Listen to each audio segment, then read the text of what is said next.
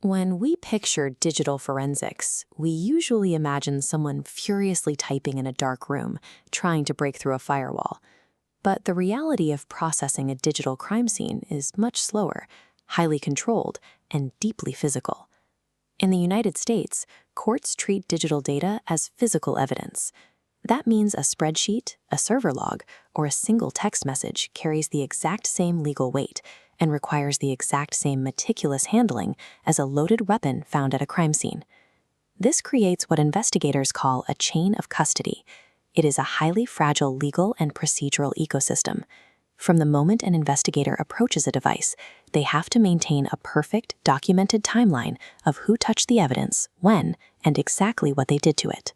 If an investigator forgets to sign an evidence log or accidentally damages a drive with a static shock from their own body, the entire process collapses. That single procedural error can render gigabytes of perfectly extracted criminal data completely inadmissible in court.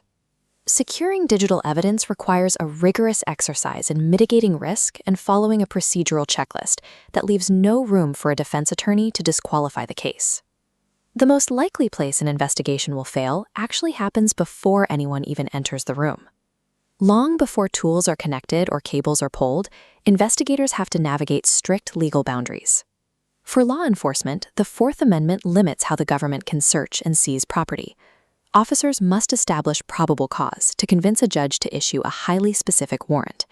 That warrant dictates exactly what devices can be searched and what specific data can be legally seized.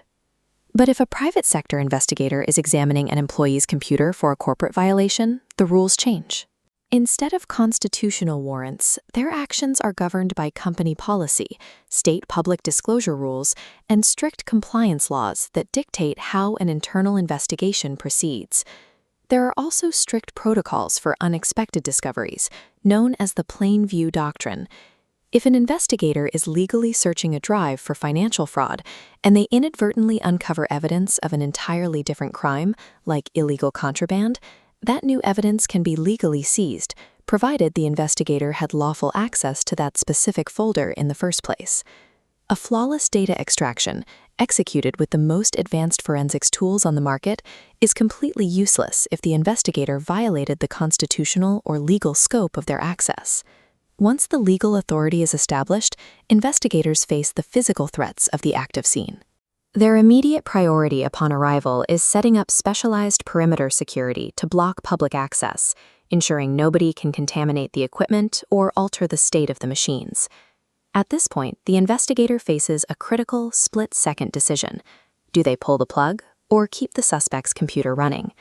Shutting the machine down preserves the data stored on the hard drive, but it instantly destroys any live, volatile memory stored in the computer's RAM, which might contain active network connections or passwords. This diagram illustrates how specialized hardware tools solve this problem. A hot plug field kit creates a continuous power flow loop, maintaining the computer's active state while the investigator safely severs the connection to the building's wall power. This allows the system to keep running while safely isolating it. The risk scales up dramatically when dealing with RAID server farms in business data centers. In these massive grids of interconnected disks, one incorrect application of a forensics tool can corrupt the unallocated space across an entire array of servers. Managing the physical scene requires balancing two contradictory needs: freezing the environment so nothing changes, while acknowledging the technical reality that simply turning a machine off might destroy the exact evidence you came to collect. Once the hardware is safely disconnected, it has to be physically moved. Electrical components are incredibly fragile. A sudden shift in extreme temperature or exposure to a strong electromagnetic field during transit can easily alter or wipe the data entirely. To prevent this, investigators seal the hardware in specialized anti-static packaging. From the moment the drive goes into that bag until it reaches the lab, it must remain under continuous, legally documented surveillance by the assigned evidence custodian. But months or even years later, when the case goes to trial, the defense will inevitably ask a highly critical question: how can the investigator definitively prove that the digital file presented in court is exactly identical to the file seized from the suspect's living room? This animation demonstrates the answer: a digital hash. A hashing algorithm takes a complex data file and compresses it through a strict mathematical formula. This generates a fixed-length alphanumeric string, acting as a unique mathematical fingerprint for that specific file. Investigators compute this hash at the scene, and then compute it again in the lab to verify that not a single byte has changed. A standard non-keyed hash set identifies a file strictly based on its contents, but investigators can also use a keyed hash set, which adds a secondary secret key into the mathematical funnel, applying an extra layer of encryption to the final output sequence. The anti-static bags and surveillance protocols protect the physical hard drive on its journey, but the digital hash is the only mathematical mechanism that legally protects the data inside it from allegations of tampering. At the end of its journey, the hardware arrives at a climate-controlled forensics lab. It is locked inside a secure cabinet, accompanied by a flawless, continuously updated custody form that logs every single time the evidence is handled, examined, or returned. A digital forensics examiner succeeds through unrelenting administrative and procedural discipline. Every byte of data only matters if the paperwork documenting its journey is equally perfect.